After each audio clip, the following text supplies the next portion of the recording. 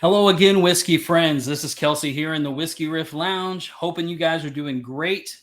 Today, we're going to be jumping into something that's a little bit new to me, maybe not to some of you, but I'm just getting into Frey Ranch and some of their single barrels. So that's what we're going to talk about today.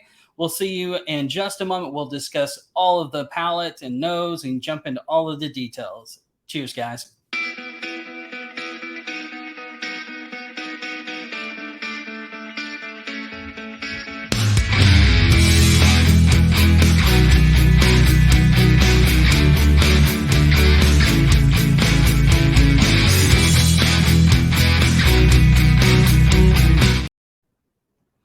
Welcome back, everybody. Thanks so much for joining. Make sure you hit the like and subscribe down below.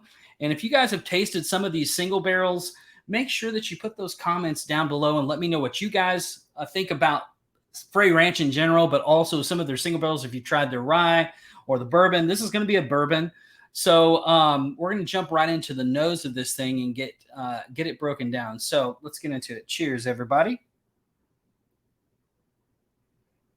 So right up front, I get a lot of honey and a lot of, I don't want to say floral because it's a little flowery, but it's not like floral in an off-putting kind of way. Like Four Roses to me is floral in a way that I just don't like.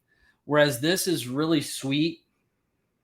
You do get some grain notes, but the one thing that I will say about Frey Ranch compared to some of the craft distilleries that are grain to glass, you get the grain in the best possible way. You get grain notes, but they're not sharp, they're not off-putting, but you can truly taste some of the grains that they're using. So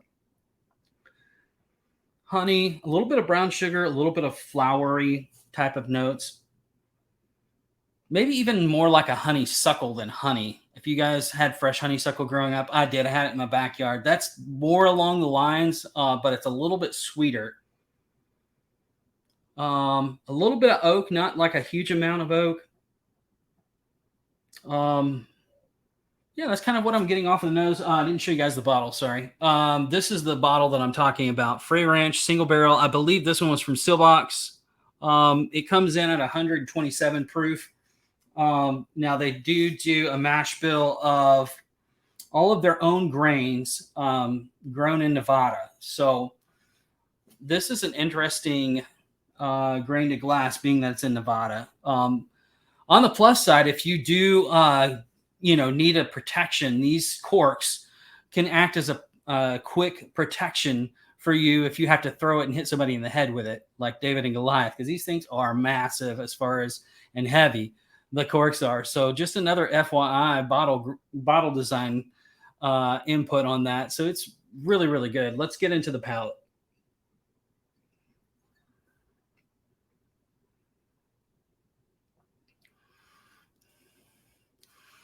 So up front, I get sweet, but you get all of the grain up front, like a dusty corn, but also the rye spice is really what more comes through than that. Right in the middle, you get all of the rye spice as well, not just the grain note.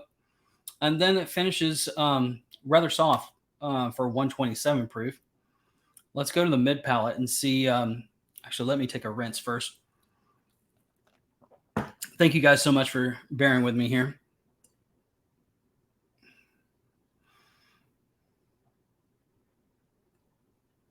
So mid palate, it's a little bit thinner than some of the other ones that I've tasted, but it does spread out a little bit, but it does come across a little bit thin. It hits more of those cinnamon notes and baking spices note mid palate. And some of the rye spice comes through just a little bit more, actually, which is weird on the front part of the palate. But the middle palate is more of all the spices, like the baking spices that you get. So let's go in for the finish and see how it's looking.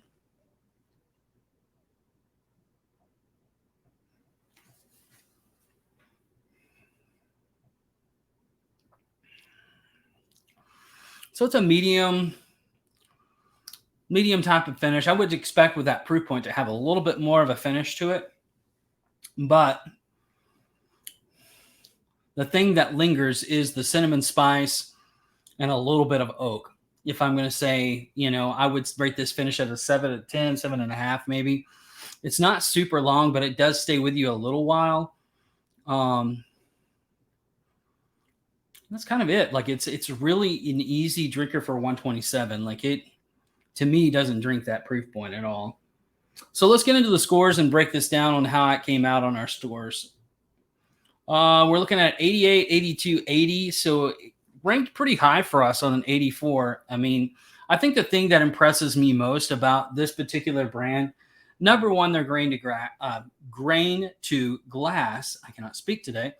And also, they are really able to put all of those grain notes into their whiskey without it being harsh or sharp or off-putting in any way or bitter.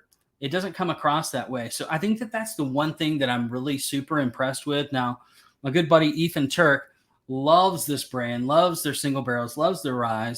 I will say, if you do get a bottle of this, my best advice to you is to take the cork off and let it set for a day or 24 hours without the cork. It does come out really super tight sometimes out of the bottle.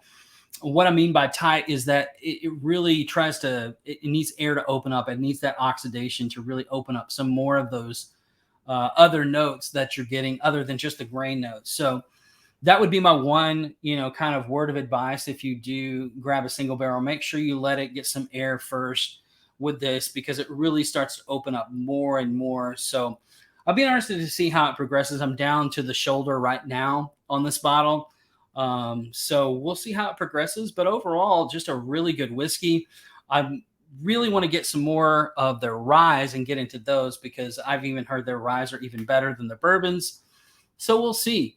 But thanks guys so much for hanging around with me. That's Frey Ranch Single Barrel. I look forward to hanging out with you some more. Make sure you hit the comment, and like and subscribe. If you guys have tasted these, let me know what your thoughts are. Do you like it? Is it too grain forward for you?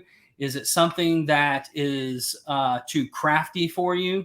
Put those comments below so that I can kind of see what you guys think about this particular brand and what you've tried. If you tried the rye, you tried the bourbon, let me know. I feel like this brand has really started to come along in the last 2 to 3 years, and we look forward to seeing what they do. So without further ado, guys, cheers from the Whiskey Riff Lounge. We'll see you next time right here at Hello Again, Whiskey Friends. Jeff, just be friends with me.